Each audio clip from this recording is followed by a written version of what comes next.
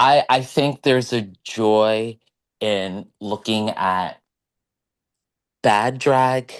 And what I mean by bad drag is I mean like new drag artists who are entering the scene for the Mhm. first time, and all they've got is their fresh new makeup, their one outfit, and their shake and go wig Yeah. and a dream, and they're out on that stage with heart, because there's something truly magical about seeing the baby on the stage just Mhm. get in their life.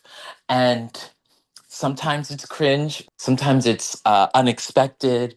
There's something really special about seeing somebody having their fantasy come to life right in front of you. Hello, my name is Ejike Figuera. In drag, I am known as Venus. I am 32 years old, and I work in a family healthcare clinic during the day and as a drag artist at night. What got you into drag in the first place? I did have a friend who got me into watching RuPaul's Drag Race Mm. after she had quoted Jujubee from season 2. And the quote was, Miss Tyra, was your barbecue canceled? Your grill is fucked up. And I was like, where the fuck did you hear that? Yeah. And but a college I went to, Westchester Community College, had put on a its first ever drag show, and the artist formerly known as Fifi O'Hara was the first drag artist that they booked. She comes, she does the show, she does a great job. There's a Q&A portion. She finishes answering a question, and she looks at me and she goes, "Do you do drag?" And I said, "No, I don't do drag. I thought about it, but no."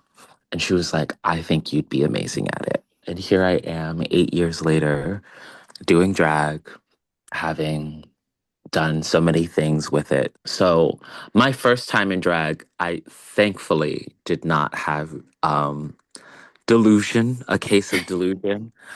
I saw myself and I said, "Whew, it it's gonna get better," and it did. Thankfully, it did. Thankfully, but my first time in drag, I was definitely not like, "Oh, I'm the only woman." I was just like, "We will get better. It's gonna happen." And it did. So Do you remember like what the color of your first wig was? it was black. It was a cheap $60 um pre-loved wig from, oh God, I don't even remember where I got the damn thing. But oh, it was definitely also pre-cut, and I didn't know that at the time. I had also I had busted my knee the week before I was supposed to go Oh, and perform for my first time. It was oh messy, gosh. but it's okay. Because I was only playing around in drag at that time. I Yeah. My real start to drag was in 2017, and it was this straight bar turned gay bar on certain nights. Oh. Um, yeah, that was like a big thing. It's a thing that happens when you're in smaller areas. Mm. So like in New York City, you have the the opportunities. There's more opportunities for like gay clubs to exist on their own, like Right. LGBT spaces to exist on their own. But when you're in smaller towns, sometimes your nights are co-inhabited by straight people, or you have like a specific night out of the I week see. where you can go and do the thing and have a good time. Mm. And this was the competition, and I had gone in and was ready to show up my stuff and do my thing. And I did not win the competition. I had lost to my now drag sister. but I did win the crowd, and that was very affirming. Do you think there's something special about New York drag? Not to be biased, but I do think there's something special about New York City drag. I think there's something special about New York drag. Mm, Um, Mostly because there's truly no place in the world like New York City. I mm, think some of the best in the world have come from New York City in terms of drag. RuPaul himself uh, is somebody who challenged New York City many times and have found success in New York City because it is it's a place for the freaks. It's a place for the freaks. And if you are able to match the freak of New York City and New York City drag, yeah. I think that says something very special about you. Even if that freak isn't turned all the way up. What do you think drag in general is defined as? Like, can you give me a definition? I believe drag to be sort of like everything. Drag Yeah. is this art form that like people have created many things from and have performed many things from. Drag really does relate to just people's interest, their life experiences, what's going on in the world, because drag is really involved with life, with people. I believe that drag is everything. Why do you think drag is important? I find drag to be important because it's the same way I would say any art form is important, right? Like it is it is an aspect of people's creative expression that it should just be allowed to exist, right? But I also sort of think of it as like one of the last punk subversive art forms out there right now. Mhm. And what drag has been really nurtured by, who it's been nurtured by, the community it's been nurtured by, I find it to be very important that it is protected, just like I think any other art form should be protected. How does it feel to be in drag and then out? There's definitely a more elevated attitude that Mm, comes with being in drag for me.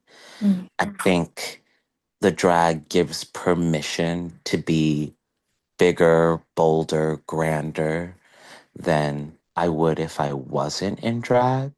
There's not like this massive switch, but there is mm, a switch. I think with drag, I've been able to thankfully find community. mm. And because of that, I've been able to better understand my own gender expression and gender identity. And I definitely got there, I think, a little faster because of drag. It's pretty amazing what can happen when you have a performance of gender.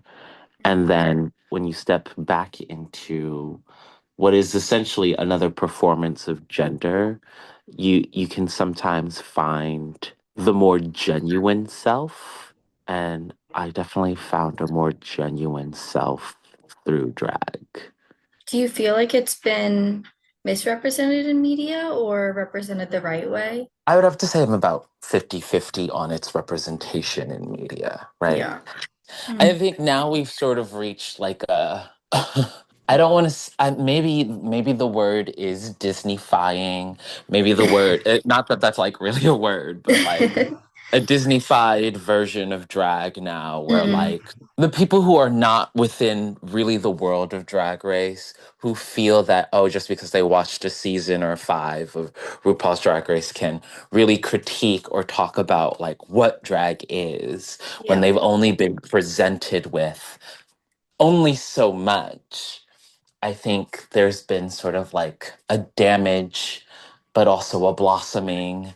Mm, It's complicated. It's yeah. complicated. What is your favorite song to lip sync to? Oh, wow. There was a long time, and not that I don't enjoy doing her anymore, I still do, but there was a long time where I think the immediate answer would have been Whitney Houston. Yeah. I love Whitney Houston. I love her voice, but I do have like a number that is it is like my masterpiece is this one number, which is this song by Franklin Fuentes. Okay. And it's this like 90s or 80s house beat. And it's called Excuse Me. It starts off with the line, and now the afters start.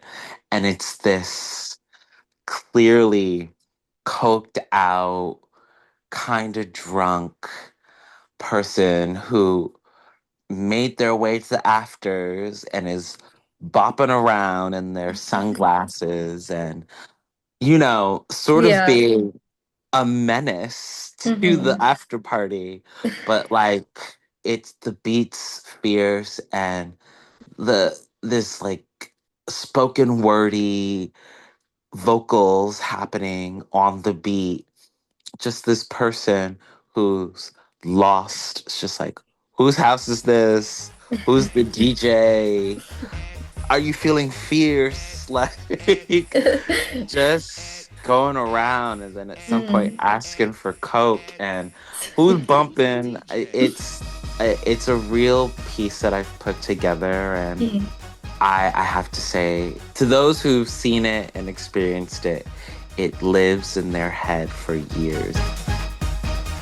Runway coming on right about now.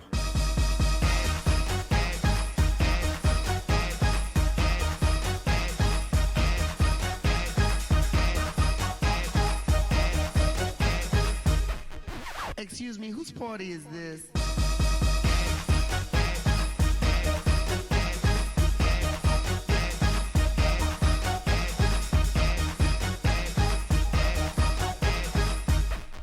Excuse me, the vibe is fierce.